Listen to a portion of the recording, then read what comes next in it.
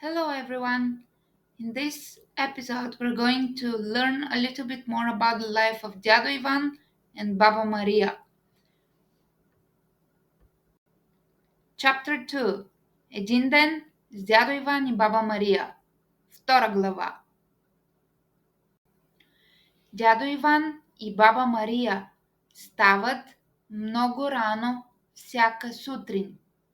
Обикновено, малко преди изгрев слънце, те вече са станали. Правят кафе или чай от различни билки. Дядото храни кучето, а бабата приготвя закуската. Те закусват нещо леко – хляб с масло и домати.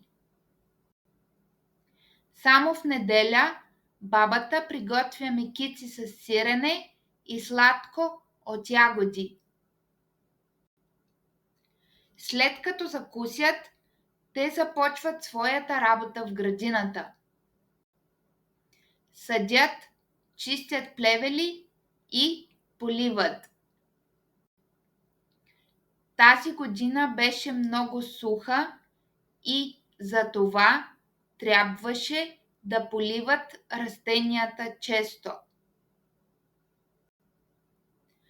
Малко преди да стане време за обяд, баба Мария отива в кухнята и готви нещо вкусно.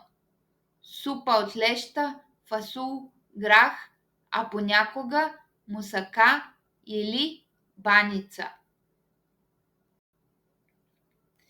Точно в 12 те обядват и пият компот от праскови. След това почиват и стават отново, за да работят в градината. Преди вечеря често излизат на улицата, за да си поговорят с техните съседи. Говорят за различни неща, за децата и внуците си, за живота на село преди години, за цветята и за домашните любимци. Вечерят и гледат телевизия. После си лягат и на другия ден отново продължават със своите задачи.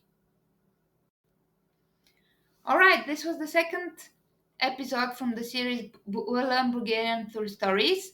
If you want, you can share your daily routine in the comments below. In Bulgarian, of course.